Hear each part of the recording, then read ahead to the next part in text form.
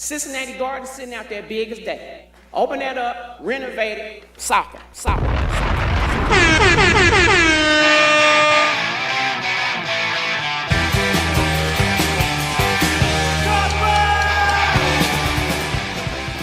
What's up, world?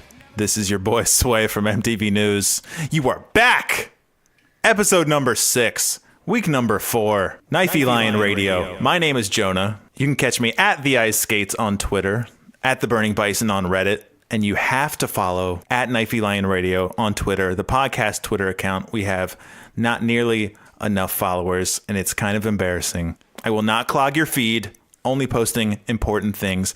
I am joined by former indoor instigator, Zach. Hi, we do have more than 100 listeners, though. Also joined by Nick from soccer. Hello. You want to try that again? Hi, how you doing? Wow, we're already 33% more people, but that's not it. We've also got Zach's friend, Chad. I am also here with the group. You might recognize those voices from Tommy, Tyler, and The Truth, and we'll have some updates on that, some real-world updates later. Yeah, neither had been seen since our visit to John Hark's cabin in the woods. Or have they? So this week we'll be talking about the immense 1-1 draw with the fiery Thunder Kids from Bethlehem Steel. We'll do a game recap. We'll do a very important... Where's NAZMI? We'll hit you with, of course, some... KOCH WATCH! Looks like the stadium deal's reaching ahead, so maybe we'll talk on that for some reason. And if we get to it, some chants. So, episode 6, and if you've made it this far, you're a friend of me, you're a friend of all of us, and you're officially in the John Hark's Cave of Wonders. And before I forget, if you love being in the Cave of Wonders, you can now buy an official John Hark's Cave of Wonders t-shirt. Go to knifeylionradio.com. It'll take you to a beautiful John Hark shirt, or you can get the logo shirt. We've already sold one. We might sell 2 by tomorrow. Anything's possible. Pick one up. I'll retweet you. So let's talk about game number 4, 1-1 draw, Bethlehem Steel, the New York Yankees of the USL. Let's start with the starting lineup. It was not the same. Yeah, I don't have it in front of me, but as we all know, it was very exciting to see NAZMI, Abadawi on the starting lineup.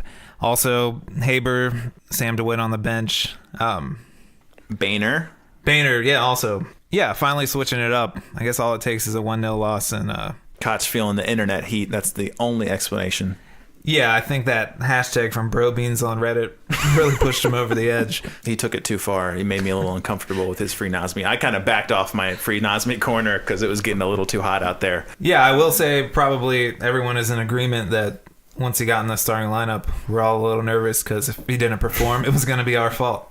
Now, first impressions on the game, I thought the first 20 and last 20 minutes were our best, and we struggled in the middle there. I think the game was, for me, kind of a disappointment, to be honest. Most of the games have been kind of a disappointment. And Wow. supposed to be coming into this more positive, but that's not happening at the moment. But no, I mean, the game, what Zach said is kind of true. I mean, first 20 minutes, it's just, I see what they were trying to do. They're trying to play the ball through the middle. They're trying to make that their game. And it just, there was a lot of discombobulation. I mean, just a lot of long balls just launched deep down the field. And I feel like every time you're doing that, you're literally just making it a 50-50 ball. And we couldn't get anything on. And then the last thing you want to do is let a team that's inferior, which Bethlehem Steel were. What? Yeah, they were. You let a team like that score a goal, and then the confidence just kind of takes over for them. And, first 15 minutes, I mean, we had the possession, we were on the play, but that goal kind of was like the stake in our heart. We bounced back, and I think NAZMI was a big part of that. He was unlocking a lot of doors, which was great. Like you guys said, my perception of him was kind of fulfilled a little bit today. And he had some sloppy passes and stuff, and let's not even talk about that chip attempt there. I don't know. It didn't happen. So. It's his first game. I give him a pass for some of this stuff because he hasn't gotten a single minute in a regular season game. But he had some flick-ons that it was like, oh yeah, this is the NAZMI I've been craving. He blew a chance in that first half, too. It was like a half volley that he put over the top, but I think he should have buried that. I think everyone on the team had one volley way over the top, it seemed like. Ledesma had one, he had one, Welshman had one. Jimmy had one when he came in too. Jimmy played? Jimmy had one. Chad, the listeners have been craving your thoughts. We know you missed the first goal. You walked in a little late, but after that, what were you thinking in that first half? Because you were also with the group. Oh, man. I can't follow that. Say it's not about the X's and O's, it's about the Jims and Joes. Yeah, to reiterate what Nick said, Bethlehem's opening goal really put a damper on the game, obviously, but we looked really good prior to that, and it was kind of frustrating because their goal was kind of a shit goal. I mean, the finish was actually really good, but it was lucky because it came off a bad shot, and he just happened to be standing right there. Newton, we can all agree he's a dead man walking. Again, lets in a goal. No, it wasn't his fault. He had a fine game again, but besides, he had a couple other saves. But the back line, the whole game, they were a little rougher than in weeks past. We haven't had one thing to complain about with DeKel and Forrest Lasso, and they had some wonky short clearances this week and a few things that made you scratch your head. Nothing too serious, but yeah, they were. I know this is cliche, but they were giving them a little too much respect. I think they kept backing off. They gave him some really good looks. I think they were just scared to close him down. I don't know why. I mean, I think Forrest Lasso is he's a beast. He's huge presence back there, and he can definitely control the tempo a little bit in the back. But my one big issue with him is like he'll get the ball and he'll just play these 50-yard balls down the field. And when we don't play that game and we play the game of keeping possession and playing the ball through the middle, like we look 10 times better of a team. Koch did kind of do what I was hoping. If he wants to keep three in the middle there, and he dropped Bone deeper and put NAZMI up higher, and I thought Corbin Bone did pretty good. He had a couple good chances on goal too, but yeah, I think Bone, Ryan, and NAZMI, for me, that's a go-to three. And even when Walker comes back, I think he's got to earn his way into that starting lineup now. I don't know how Koch feels about NAZMI, but I thought he proved himself today. I think we all noticed he didn't have the frame I was totally expecting. It looked like... He might have been skipping lap time at practice the past couple months. Maybe that's why he was hasn't been playing. He was a little pouchier than I was expecting. And I don't know if he's always like that, because maybe we're looking at the normal NAZMI. # normal NAZMI. Free NAZMI's dead. But it didn't seem to slow him down. In fact, he's got that wide butt. He could kind of body people out a little bit. But he was playing some short balls. He did a few little things where I was like, yes, this is what we've been waiting for. And I think once he gets totally in the groove, I think we're good to go. But I do have something to say. Last week, I felt like maybe we were a little harsh on our man Corbin Bone.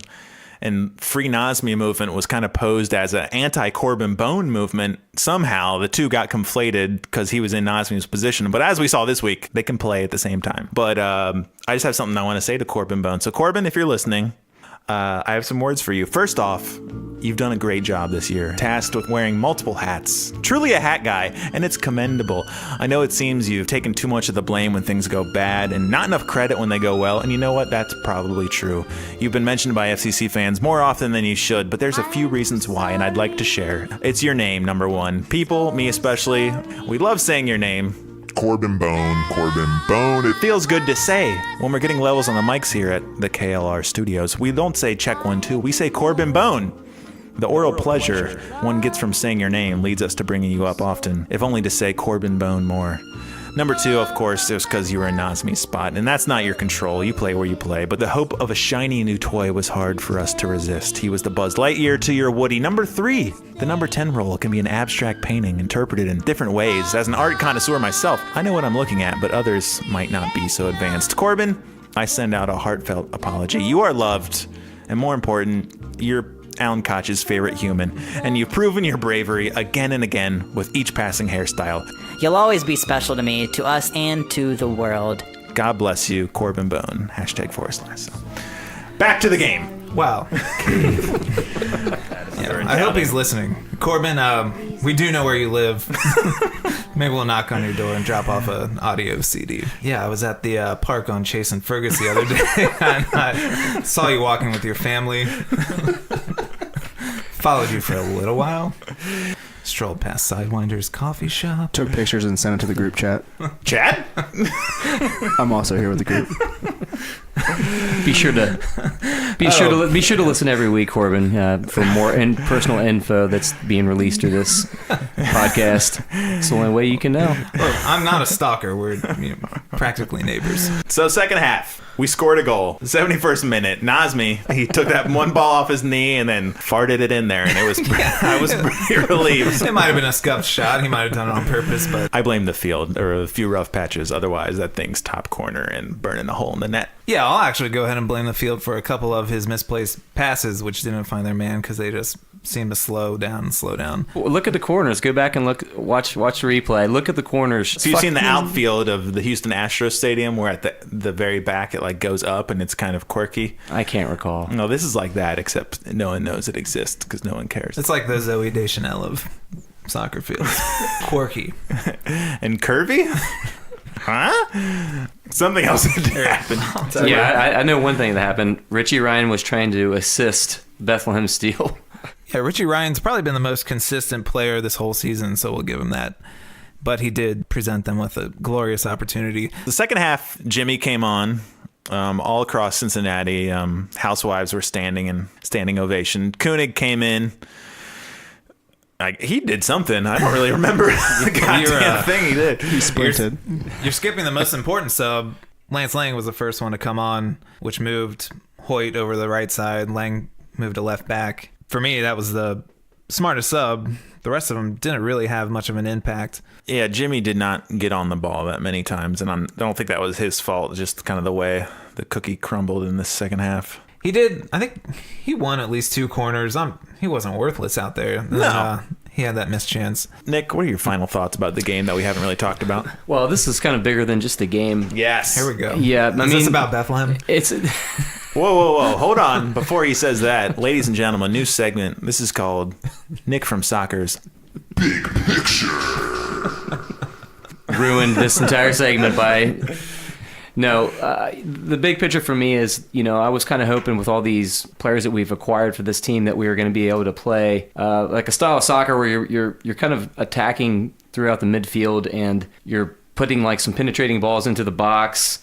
But we've kind of resorted this season so far in this game. For the most part, it's been a lot of flank cross play, and we're serving balls in from the outside. And every time you do this, you're lowering your percentage or your chances of obtaining the ball and keeping possession. I don't know. It's just been kind of frustrating on that. I just feel like this team was built to kind of get away from that style of soccer where we're like sending in these 30-yard crosses. Just kind of hoping that we can get with someone like NAZMI, which I think it's totally possible, in unison with Kenny Walker or Corbin Bone, where we were able to keep possession in the midfield and kind of play these balls into the top of the box to give our guys opportunities. All that's true.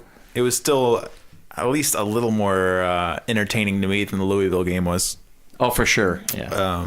Yeah, but it looks like you have the players to do it, but we're not doing it, so then whose fault is it? And I think there's some real legitimacy to the whole notion of it. These guys got to gel. I get that. That's totally true. The last 20 minutes, like Zach mentioned, were pretty good. I mean, we were building a lot. We were playing a lot through the midfield.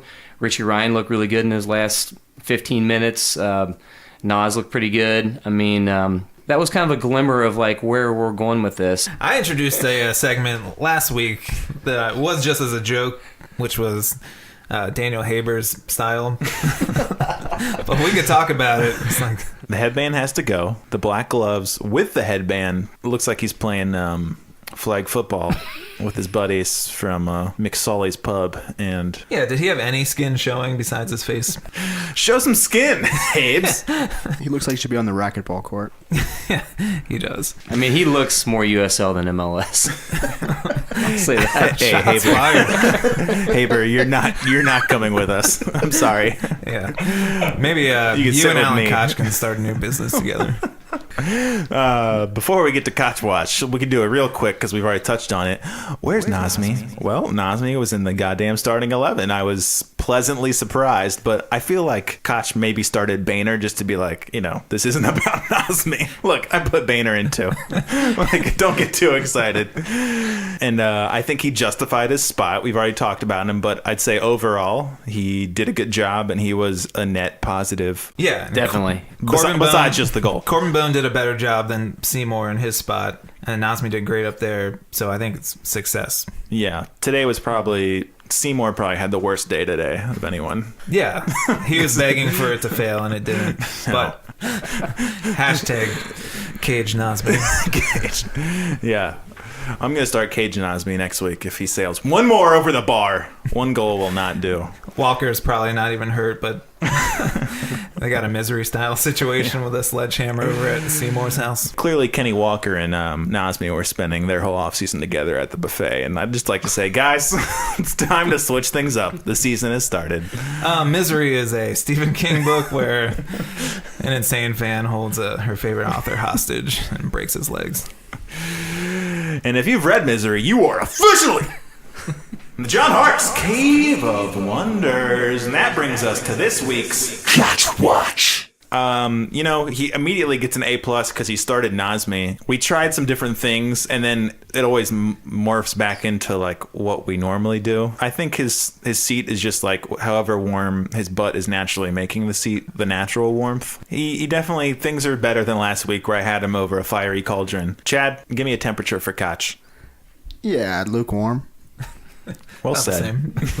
I think maybe I was a little harsh on him last week. I think I said... we were harsh on everyone. I think I said, but, what the fuck is he doing?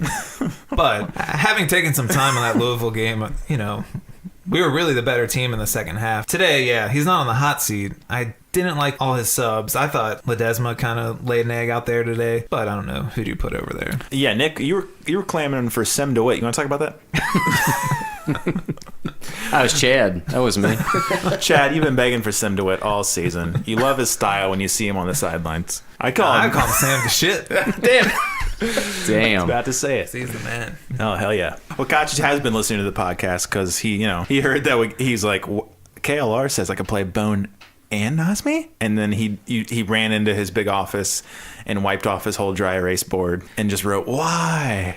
Yeah, he heard someone told him that in an early episode you were talking about how handsome he was. And they're like, you got to listen to these guys. He's got a square jaw. I think he was anti-apartheid. I sure hope so.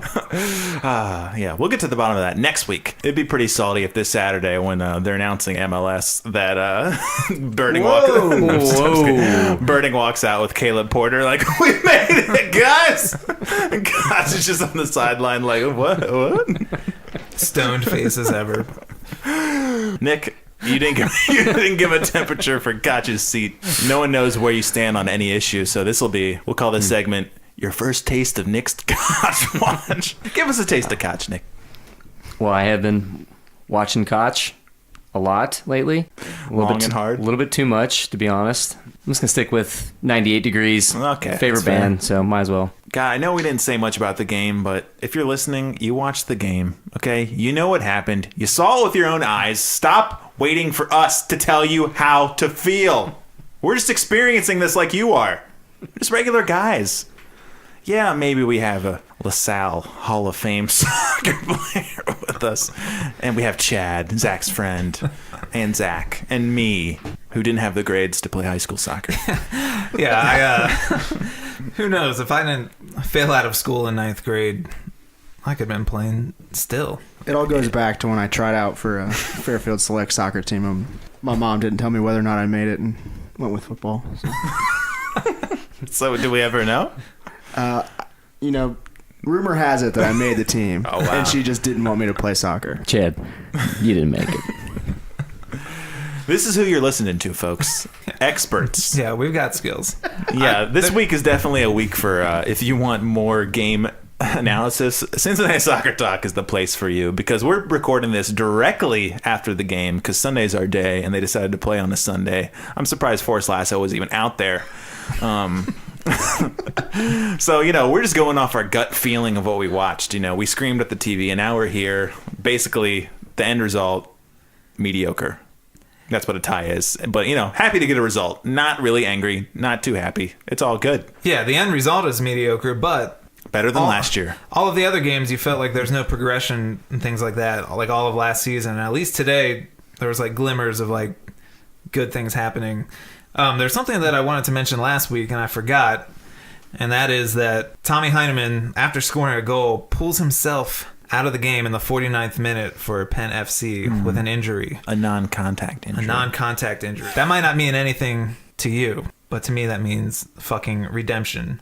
I don't wish anything bad on him, but that's all I need. Take it to the bank. He was full of shit. He came in with an injury. He knew it, and they just found him out. Yeah, I feel bad for him. Hope he didn't like re-tear an ACL or something. But you saw that and you're kind of like, oh. Because the consensus outside of the FCC fanboys, which we are semi in the group of, was that, you know, FCC fucked him over for no reason. And they still might have, but this seems to somewhat justify them. But he did score a goal. It was a good goal too. Yeah, it was a good goal. And this injury could 100% be unrelated, but in my head, it is the existing injury that we cut him for, and we are no longer considered deplorable by the players' union or whatever. Oh, that was a little harsh, but Yeah. all right. Birding's character would never get questioned. So. This week, we'll do it. We'll call it an edition of Stadium Status. We could finally see the end to this national nightmare that's been our ongoing stadium debacle, glory, whatever you want to call it. They're voting on Monday. It could all be done then. Tuesday, the MLS meets. Could be announcing us as an MLS team any point after that. Nick from soccer, what are you going to miss most about all the stadium bullshit personally? I don't know. There was just so much negativity surrounding each site, and it's just, to me, I'm thinking MLS wants you to have a soccer-specific stadium in an urban core. There's nowhere to build. Cincinnati, it's been around for quite a bit. Like, you're gonna have to. It's gonna be a complicated issue. There's gonna be people living in the area that don't want it, and the biggest thing for me that I'm gonna miss, and by miss I mean not miss at all, because that was actually your question. Yeah. I'm just gonna be glad to have it all behind us and able to just kind of move on. Do you think back fondly of council meetings when they're trying to get the funding for infrastructure for Oakley? It seems like ages ago. And we're like, this is the most exciting offseason we're ever going to have in the history of this club. Yeah. I would say the West End proved to be the ultimate, I'll probably say this word perfectly, Rorschach test? Rorschach? You know what I'm saying, the ink blots. Rorschach, yeah. You could definitely, there was a great way to weed out who you wanted to be FCC friends with, because people liked to make either good salient points or prove themselves to be complete assholes. And you're like, oh, okay. You're probably racist, but there's plenty of people who weren't. But I'm glad that'll be said and done. And But as you know, Jonah, Rorschach inkblot test has low validity and questionable reliability. What are you guys going to miss most about the USL? if you watch the game today, you couldn't hear yourself think watching on TV with the way that the way the Forge was just, oh God, it was intimidating. I think the most intimidating part is you could hear individual fans saying what they wanted to say. I know. One guy was like, Lance. I'll tell you what I'll miss about Lance. And Lance just froze. He was like, Coach? He's like, no. I'll kind of miss some of the easy, relaxed rules and regulations. No. So Las Vegas Knights, new team in the league, and they just partnered with a marijuana dispensary. I feel like that's something that would not be cool with the MLS and Zach. No, but the while I am militantly drug-free, I do support the legalization of marijuana. While we're talking about attendance, I just want to shit on Nashville for a second. They didn't sell out their second game. It's not so easy, folks, okay? You know, these hip cities think they can just come in. They're going to be Atlanta. They're going to be Cincinnati. You know what? It's not that easy. Are we going to mention the fact that the Predators had a home Stanley Cup playoff game yesterday? Well, about 10 other Nashville fans did. Like I was supposed to give a shit. If you're a hockey and a soccer fan, you're neither. Okay? That's just a fact. All right? Cut that out. We don't want you. Yeah, I caught some of the Indy. They had their first home game since we came in there and dominated with a 1-0 victory. And I believe officially they might have sold 5 away tickets to Nashville. But again, there was a hockey game, and Nashville sucks. But well, if we're talking about Indy, I do got to call out one of their supporter groups. Not the one you think. The Brickyard Battalion. So yeah, they brought up the fact that they're playing FC Cincinnati again here in a couple weeks, and they had both teams' crests on their little page they did on Twitter, and GeoCities. it was their crest, and it said verse, and then it was our crest. But you know what they did to us? Don't even tell me. You ready? Okay, tell me. They turned our crest upside down. Oh my God! It's like It's so brutal, man. It's like those It's punks with the American flag. So, Indy, get your head right. Like, this is a rivalry, but we're not trying to... Jesus Christ. Yeah, it's a rivalry we don't really care about because we're gone after this year. Yeah, It's we're fun gone. But for don't now. turn it upside down, you sycophants. I couldn't believe it. Yeah. But I might not make it up. I think we have a Cyclones game that Saturday. So I'll be home in Cincy. And speaking of home in Cincy, oh, I'm home in Cincy. It's the city where... Did I get it? Yeah, we came into this podcast saying we're going to be positive, but I do want to talk about that song. First off, I've always hated the band Over the Rhine. I can't get into these mellow Christian radio rock bands. Are they Christian? Yeah, they play like Cornerstone Festival and stuff. I got no time for that. Second, we're all musicians in this room. You're dealing with 4 artists. We've got the singer of East Arcadia in this room. I don't know if he wants Chad. Chad. Anyway, the melody of that song is so bad. Like, I get, like, maybe the words are fine. They sing about the city, but that melody is so bad. That cannot be our anthem. It made me want to leave. I almost left. It's so strange, everyone knowing how musical we are, and the fact, we've got ex-Buckaroo Bandits, ex-Quad 5 Trio in this room, and Chad, and Nick from Ice Skates, we could make a song for you. Just ask, okay? And if you get 20,000 people singing, you know what? I'll sing it. I'll add a harmony, take it to a level you didn't think it could go. If you get the whole stadium singing this Over the Rhine song, I'll sing it too. I don't do anything. You guys put all the effort into all this shit. You put money into it. I sit on my butt and watch the game and then talk shit about everybody on the internet. By all means, not that you care what I say anyway, but I just really hate that song. No, we hold a lot of power. So yeah, Chants, I did basically the entire Revolver album. It was perfect. First one I'm going to start with is one I just came up with. Okay. And it's to the tune of My Sharona, but it's for a guy that will probably never play out in the field, and it's Cicerone. Nick, I've heard you sing that one before. so you didn't just come up with that, but you might think that you just did. You're stealing the magic when you say that, Zach. You're robbing me of the magic. Anyways, the other songs I got, but if you remember, it was... Hey, you got to pass to Lance Lane all the time. Just like a Beatles song, right? Carry that way. Yeah, that's exactly it. Chad, you had that chant that you were dying to do. It was, I think, a Bone Thugs harmony song. How'd it go? Oh, no. Yeah. That's a Lance Lang song. I think I'm gonna cross loads. I was about to say. And it's gonna miss everybody. That's on the fly. But we pray. Lasso praise and he prays and he prays. Caleb Porter. We're not ready for Caleb Porter. There, see? You just switch it really easily. Here, we'll do 2 more chants. We'll get the genre from Chad. We'll get the artist from Nick. We'll get the song from Zach, and then any of us can do the song. Chad, give me a genre. 90s country. Wow, Nick? Wow. You're not Toby hit by- Keith. No, that's 2000s, you idiot. Shania. Yeah, Garth Brooks Brooks and Dunn. Garth Brooks would be a good one to. The Thunder Rolls. And the Corbin Bone, and he's just all right. He's not so bad. I just used it because his name fit with it. Unanswered prayers. Sometimes I thank God for Daniel Haber's hair. No, he's got Some of Koch's greatest gifts are unplaying players. That's for NAZMI. Friends in Low Places seems Yeah, that'll go out to Amiobi, Cicerone, Sam DeWitt. all my bench and non-bench makers. We won't even change the words. Damn it. Yeah, we just sing the actual song. Lower Places. Whose name rhymes with Lower Places? Damn it!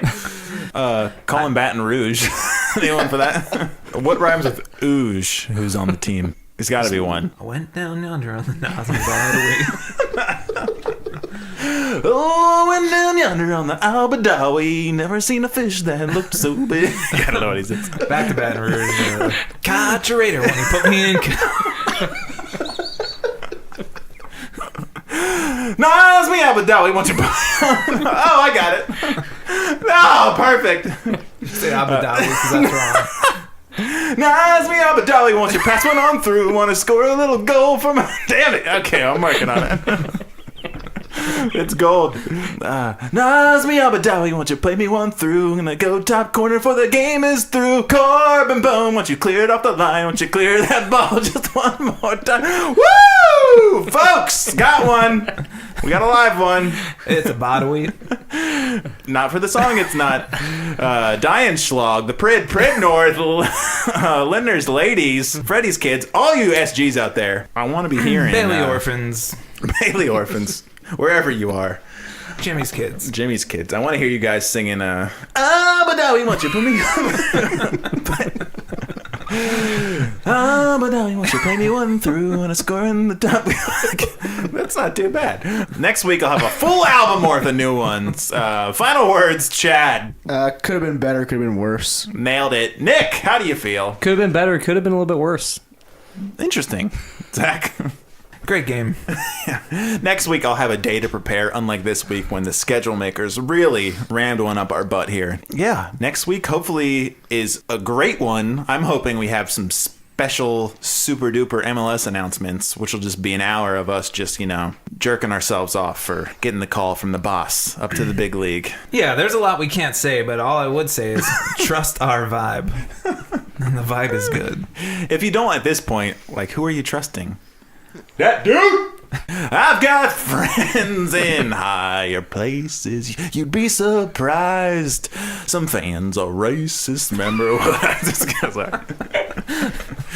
It's pretty good. Yeah. I think I scored a goal, but they called offsides. Got a text from my wife just now. Said, if I'm hearing chants, does that mean it's almost over? Babe, it is. Shout out. That's right, folks. I'm married. Picturing I'm single again. Anyways. Go through the whole thing again. I know what you're thinking. Man about the town. Different woman every night. Loves the podcast. Are you Mr. KLR? No, we're a family. There's 4 of us this week. I haven't checked the standings. Going to assume we're in first place. Fuck goal differential. My son's downstairs. Fuck. Parental advisory. Rise together! Operator, won't you put me on through? I gotta send my love down to Baton Rouge. Hurry up, won't you put her on the line? I gotta talk to the girl just one more time.